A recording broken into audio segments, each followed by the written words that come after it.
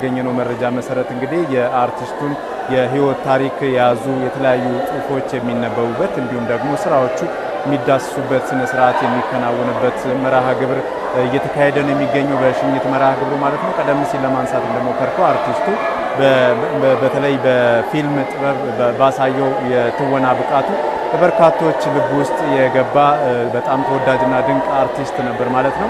ገና በመጀመሪያ የፊልም ስራው ነው እንግዲህ ወደ አድናቂዎቹ ዘንድ ልብ ውስጥ የገባው ማለት ነው። በዚህም በተለይም የመጀመሪያው የላውንደሪ ቦይ በሚለው ፊልሙ በመጀመሪያ የፊልም ስራው ላይ ተወዳጅነትን ያተረፈ አርቲስት እንደሆነ ይታወቃልና ይህ አርቲስትም እንግዲህ በድንገት በተለይም በህመም ላይ ቆይቶ ሕክምና ሲደረግለት ቆይቶ ነው በድንገት ህይወቱ ያለፈው ማለት ነው። አርቲስቱ ባረፈበትም ጊዜ በርካታ ስራዎች የሰራ እንደመሆኑ መጠን የበርካቶችን ልብ ስለመስበሩም ነው የተነገረው። በዚህ በሽኝት መርሃ ግብር ላይ በተያዘው መርሃ ግብር ማለት ነው እስከ 7:45 ድረስ የተለያዩ የጥበብ ስራዎቹ ለአድናቂዎቹ እንዲሁም ደግሞ ለወዳጅ ዘመዶቹ በዚህ በብሔራዊ ቲያትር ለተገኙ እንደዚሁም ለሽኝት በተገኙ እንግዶች ይቀርባል ማለት ነው። ከዛ ባለፈም የቅርብ ጓደኞቹ ወዳጆቹና እንዲሁም ደግሞ ቤተሰቦቹ ስለ አርቲስቱ የምስክርነትን የሚሰጡበትን መርሃ ግብር ተዘጋጅቷል። ከዛ ባለፈም እንደዚሁ የአርቲስቱን የሰራቸውን የተለያዩ የፊልም ስራዎቹ ተቀነጫጭበውም እንደዚሁም ለእይታም ይቀርባሉ ማለት ነው በዚሁ በብሔራዊ ቲያትር። ከዛ በኋላ ከተለያዩ የመንግስት ተቋማት የመጡ እንግዶችም አሉ። እነዛም ስለ አርቲስቱ እንደዚህ የምስክርነታቸውን ይሰጣሉ ማለት ነው። ከዛ በኋላ ከ7:45 በኋላ ከዚህ ከብሔራዊ ቲያትር ተነስቶ ወደ ቅድስት ሥላሴ ካቴድራል ቤተክርስቲያን ሽኝት ይደረግለታል ማለት ነው። የቀብር ስነ ስርዓቱም የሚፈጸመው በዛ ነው። ልክ 9 ሰዓት ሲሆን የቀብር ስነ ስርዓት ይፈጸማል ማለት ነው። አርቲስቱ እንግዲህ ከ60 በላይ የፊልም ስራዎችን ሰርቷል ማለት ነው። በተለይም በዚህ በአዲስ አበባ ተወልዶ ያደገና ከልጅነቱ ጀምሮ በዚህ በጥበብ ስራዎች ላይ የተሳተፈ እንደመሆኑ መጠን የቲያትር ስራዎችንም ሲሰራ የቆየ አርቲስት ነው። ከቲያትር ትወና ብቃቱ በኋላ ወደ ፊልም ስራዎች በመግባት በተለያዩ የፊልም ስራዎችን ሰርቷል ማለት ነው። ቀደም ሲል ለማንሳት እንደሞከርኩት የመጀመሪያ የፊልም ስራው የላውንደሪ ቦይ ነው። በዚህ የላውንደሪ ቦይ ባሳየው የትወና ብቃት በርካቶች አድናቆትን ችረውታል ማለት ነው። በአድናቆት እንደዚሁ ከዛ በተከታታይ የሰራቸው ፊልሞችም በበርካቶች ልብ ውስጥ እንዲቀር ያደረገበት የትወና ብቃቱን አስመስክሯል። ከዛ ባለፈም ሌሎች በርካታ የፊልም ስራዎችን የሰራበት ሁኔታም አለ ማለት ነው። እንግዲህ አርቲስቱ በዚህ በህይወት ታሪኩ ላይ በተቀመጡ ወይም በተጠቀሱ ነጥቦች አርቲስቱ በፊልም ስራዎቹ ያገኘውን ገንዘብም ሆነ የተለያዩ የሚያገኛቸውን ገንዘቦች ለራስ ከማዋል ይልቅ ለሌሎች ለተቸገሩ በማዋል በግል ህይወቱም ጥሩ ስብዕና ያለው አርቲስት እንደሆነም ነው በህይወት ታሪኩ ላይ የተቀመጠው። በተለይም የበጎ አድራጎት ላይ የመስራት ልምዱም በጣም ከፍተኛ እንደነበረና የተቸገሩትን በመርዳትም ትልቅ ስብዕና ያለው አርቲስት እንደነበረም ነው የተነሳውና ይሄ ተወዳጅና ድንቅ ወጣት አርቲስት ነው እንግዲህ ዛሬ በህይወት የሌለው ወይም ደግሞ በሞት የተነጠቅነው ማለት ነው። ይህንን አርቲስት እንግዲህ በዚህ በብሔራዊ ቲያትር ወዳጆቹ፣ ቤተሰብ፣ ዘመድ አዝማድና እንዲሁም የአርቲስቱ አድናቂዎች የጥበብ አጋሮቹን በተገኙበት እንደዚሁ ሽኝት መርሃ ግብር እየተካሄደለት ይገኛል ማለት ነው። በሽኝት መርሃ ግብሩም የተለያዩ የጥበብ ስራዎቹ የሚወሱበት ይሆናል። ከዛ ከ7:45 በኋላ ወደ ቅድስት ካቴድራል ቤተክርስቲያን የቀብር ስነ ስርዓት እንዲፈጸም ሽኝት ይደረግለታል ማለት ነው። አሁን ያለው መርሃ ግብር ታሪክ ባባና አተናል በህይወት ሲኖር ግን እንደሱ ሰው አክባሪ፣ እንደሱ ለሙያው የሞተ እንደሱ የሰው ልጅ የለም። ግን ያው ሄደ፣ በቃ ተጠራ። የሙያ ጓደኞቼ ሲያለቅሱ ነው ያሉት፣ ሁሉም ሲያለቅሱ ነው ያሉት። ሁላችንም እንጠራለን። ግን በኖረበት ጊዜ በቤተ ክርስቲያን የኖረ ስለ ቤተ ክርስቲያን የለፋ የደከመ ነው። በቃ እግዚአብሔር ጠራው።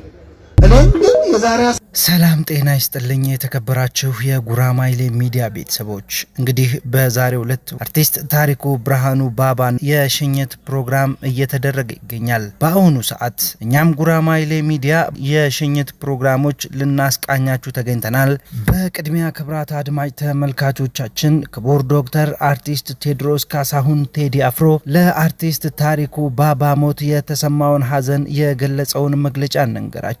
በተወዳጁ የፊልም ተዋናይ ታሪኩ ብርሃኑ ህልፈት ህይወት የተሰማኝን ሐዘን ስገልጽ እጅግ ባዘነ ልብ ነው ብሏል አርቲስት ቴዎድሮስ ካሳሁን። አርቲስት ታሪኩ ብርሃኑ ከቅርብ ጊዜ ወዲህ እያደገ በመጣው በኢትዮጵያ የፊልም ኢንዱስትሪ ውስጥ ከፍተኛ ተሳትፎ የነበረውና በብዙዎች ዘንድ አድናቆትን ያተረፈ ተወዳጅ ወጣት አርቲስት ነበር ሲል አስተያየቱን ገልጿል። ክቡር ዶክተር አርቲስት ቴዎድሮስ ካሳሁን በድንገት በተሰማው ህልፈት ህይወቱም በደረሰው ሐዘን ለቤተሰቦቹ ለወዳጅ ዘመዶቹና ለሙያ አጋሮቹ እንዲሁም ለመላው አድናቂዎቹ መጽናናትን እየተመኘው ፈጣሪ ነፍሱን በአጸደ ገነት እንዲያኖርልን ከልብ እመኛለሁ የሚል የሐዘን መግለጫውን ክቡር ዶክተር ቴዎድሮስ ካሳሁን ዛሬ በፌስቡክ ድህረ ገጹ የለቀቀው መረጃ ያመለክታል። በሌላኛው መረጃችን ደግሞ ክብራት አድማጭ ተመልካቾቻችን የታሪኩ ብርሃኑ የህመም ሁኔታ ምን ይመስላል የሚለውን እንደሚከተለው እናስቃኛችኋለን።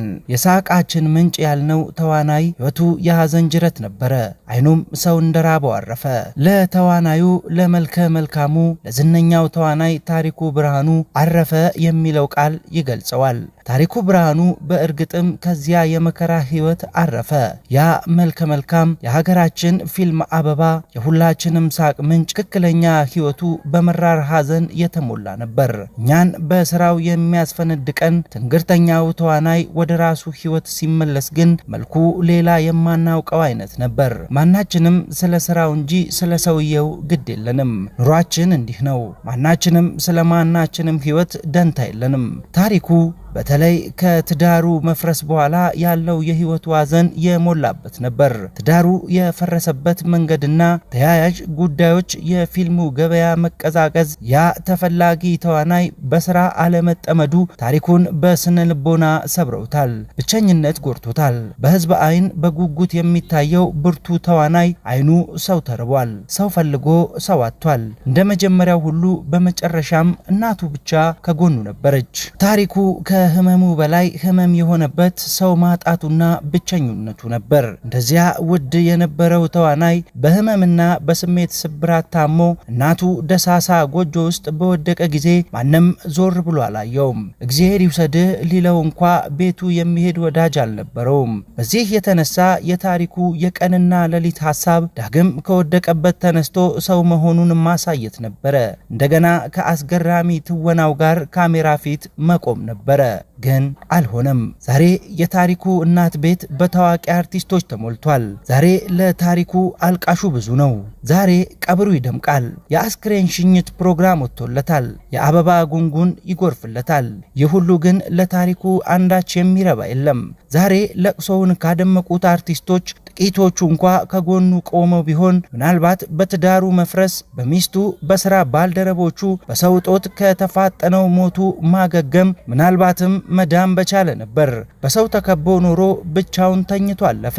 ታሪኩ ዛሬ ከብዙ ስቃይ ነው ያረፈው። ታሪኩ ብርሃኑ ሰው እንደሌለው ሰው ተስፋ ቆርጦ ተመልሶ እናቱ ቤት በተኛ ወቅት እነዚያ ሁሉ ወዳጆቹና ፈላጊዎቹ ተክለ ሆስፒታል አስተኝታ የመድኃኒትና ሙሉ የሕክምና ወጪውን የሸፈነችው ተዋናይት ረቂቅ ተሾመ ብቻ ነበረች።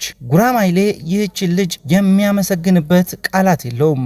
ካሁን ቀደምም ሰው የታጣበት ቦታ ላይ እንዲሁ ሰው ሆና ተገኝታ ጉራማይሌ አመስግኗታል። አሁንም በደጋሚ ያመሰግናታል። በተረፈ ጥቂት ወዳጆቹ ፊልም አሳይተው ገንዘቡን ሊሰጡት ቢጠይቁት ታሪኩ ፈቃደኛ አልሆነም። ምናልባት ብዙ ምክንያት ይኖረዋል። አንድ ተዋናይ የቀድሞ ወዳጁ ታሪኩ ወደተኛበት ተክለ ሃይማኖት ሃይማኖት አካባቢ የእናቱ ቤት ሊጠይቀው ሲሄድ አልቅሶ ነበር የተቀበለው። ሰው ማጣቱ የዚያን ያህል ነው። እናንተ ግብዞች አያችሁ ዝናና ተወዳጅነትን በተለይ ፊልሙ መንደር ያላችሁ የታሪኩን ያህል እጁ ያስገባ አልነበረም። አሁን የሱን ቀበር ማሳመር ሰው አያደርጋችሁም። ታሪኩን ብታጫውቱት ፊልማችሁ ገበያ ያገኛል የተባላችሁና ተለማምጣችሁ ያሰራችሁት ፕሮዲውሰሮችና የሙያ አጋሮቹ አሁን የታሪኩን ለቅሶ ተውት። አይኑ እናንተን በተራበ ጊዜ አጠገቡ አልነበራችሁም። መታከሚያ ባጣ ጊዜ አልፈለጋችሁትም። ዛሬ ደረታችሁን ብትደቁ ምንም አትጠቅሙትም። ይልቅ ህሊናችሁ ከወቀሳችሁ ልጃቸውን በማስታመምና በመጨረሻም ያንሸበላ ልጃቸውን ያጡትን እናቱን አለንልዎት በላቸው። ለታሪኩ ልታደርጉ የምትችሉት የመጨረሻው ነገር እናቱን መደገፍ ነው። ቀብር ማሳመርን ለቀብር አስፈጻሚዎች ተውላቸው። መድኃኔዓለም ነፍሱን በሰላም ያሳርፍ ይላል ጉራማይሌ ሚዲያ።